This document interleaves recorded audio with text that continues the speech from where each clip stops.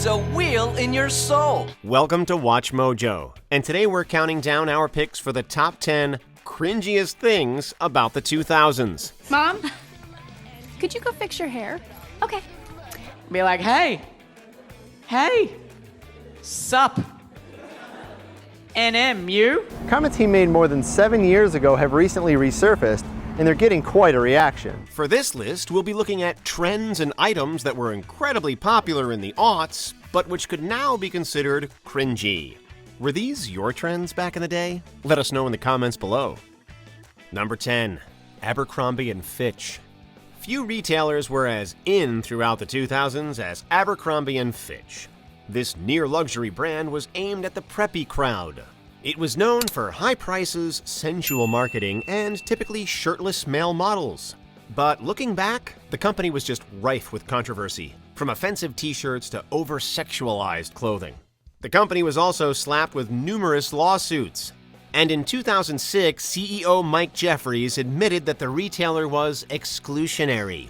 He went on to say, quote, "We want to market to cool, good-looking people. We don't want to market to anyone other than that." Shoppers on Park Avenue had a few things to say to Mr. Jeffries. I think it's going to affect their business because if they're only letting a certain type of people buy their clothes, then it's kind of going to hurt them. The interview significantly hurt the brand, and their reputation was tarnished. Not only will I not let my kids shop at Abercrombie again, I will not let them wear what they already have in their closets. Number 9. Sideswept bangs. Nothing screams mid-2000 fashion more than sideswept bangs. I was a woman possessed. I spent about 80% of my time talking about Regina, and the other 20% of the time I was praying for someone else to bring her up so I could talk about her more. Celebrities like Lindsay Lohan and Ashley Tisdale all sported this instantly recognizable look. Is this some kind of joke? All you essentially needed to do was grow very thick bangs, hang it all together, and sweep to one side of the face. Bonus points for obscuring the eye. It was meant to add some edge, and as such, this style is typically associated with emo and punk. Ashley Simpson was an early pioneer of the look, and artists like Gerard Way and Pete Wentz also swept their hair and popularized the style. Admittedly, the side sweep is coming back, but not quite in such a chunky manner. Doesn't money make you horny? Number 8. Wearing ties in the Avril Lavigne style.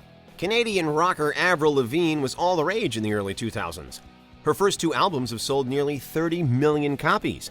And classic singles like I'm With You, Complicated, and Skater Boy saw major commercial success. He was a skater boy, she said see you later boy, he wasn't good enough for her. Lavigne was well known for her particular style, which included crumpled t-shirts, baggy pants, skater shoes, and most famously, a necktie and tank top combination.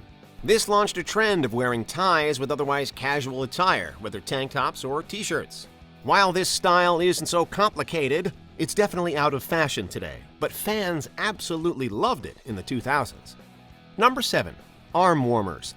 Avril Lavigne was also a fan of the arm warmer, as seen in the Complicated music video. Naturally, this punky look launched a host of imitators. There wasn't really a point to wearing arm warmers, it's just that the cool celebrities were doing it. Like both the sweepy fringe and the Avril Lavigne style, arm warmers were typically associated with the punk and emo subcultures. They usually came in the striped variety and reached down to the hand, where they ended in either fingerless gloves or a thumb hole. Arm warmers definitely generated interest and turned heads, but they are otherwise a relic of a bygone fashion era. Number 6. Sharpies on Converse. Chuck Taylor All-Stars are shoes that pretty much never go out of style. They've been a high school standard for many decades, and they remain so throughout the 2000s, but with a twist. Converse really became a staple of the emo subculture throughout the 2000s, but jazzed up with Sharpies. Despite their long-established popularity, nobody had previously really thought much about customizing their kicks this way with markers.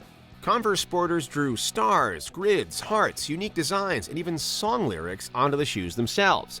Some designs could be cool, but we think we'll mostly keep our Sharpies away from our shoes these days. Number 5. Fedoras. So, what are you wearing? Blue overcoat, fedora. You really stink at this. These popular hats have also enjoyed decades of popularity. Fedoras were an everyday staple in the early 20th century and remained as such for many years. They've been associated with gangsters, jazz, film noir, and timeless films like Casablanca. Now. He's looking at you, kid. The fedora disappeared for a while, but enjoyed a resurgence in the early 21st century. Unfortunately, it didn't quite evoke the same sense of cool that it did in the 20th. Instead of invoking Humphrey Bogart, the fedoras of the 2000s were more associated with pretension. The negative feelings toward the hat turned it into a much maligned fashion accessory. Eventually, fedoras fell out of fashion and became a literal meme, as embodied by the Fedora Guy. Number 4. Orange makeup. Commence tanning. 3, 2, 1.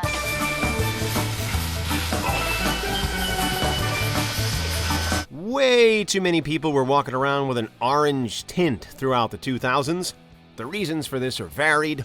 Sometimes they just bought the wrong shade of foundation. Sometimes they borrowed makeup off a friend without really caring or knowing if it would work for them.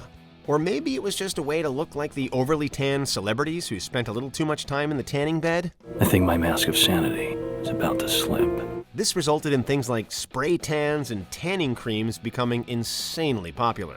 While people thought it would make them look good, it all sometimes gave its devotees a bizarre orange hue, like when a TV's color is just a bit off. GTL, baby. Gym Tan Laundry. Because if everything's put together and you feel great, you look great, awesome night. Number 3. MSN Messenger. At the time, MSN Messenger was just the coolest thing. Before texting and Snapchat, MSN was the way to stay in touch with your friends. How good was MSN, by the way? Yeah, right? Shit. These kids these days don't know how easy they've got it. Popular in the early 2000s, this instant messenger had us comfortably sitting at a computer and chatting with friends for 7 hours a night. And while many are nostalgic for MSN, it's also cause for some prime embarrassment.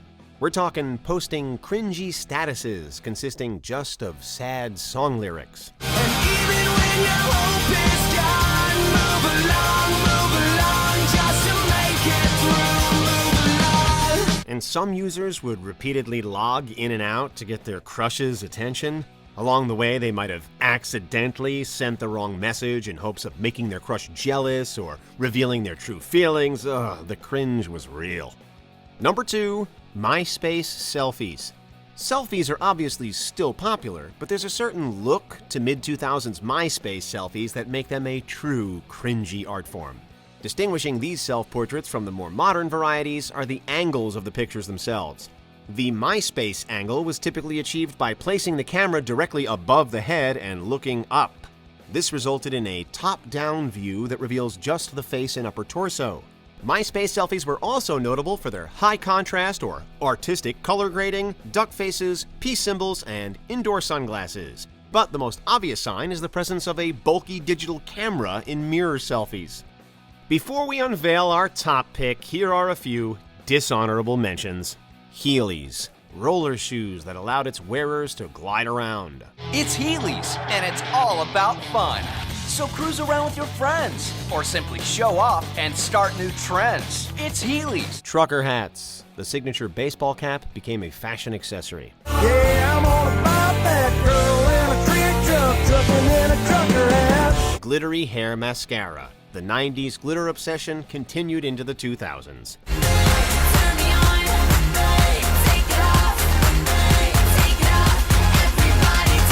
Number 1. Silicone bracelets. I can't believe we all got duped. I've been wearing this stupid thing for months. I feel like such a tool. The sentiments behind silicone cause bracelets are, of course, good.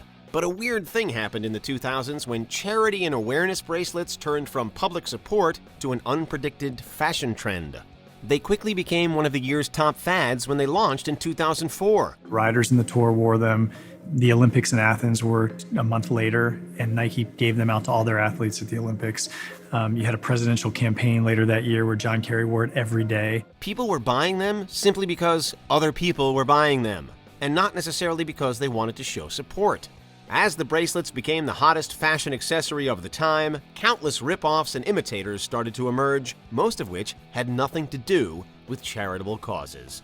Do you agree with our picks? Check out this other recent clip from WatchMojo, and be sure to subscribe and ring the bell to be notified about our latest videos.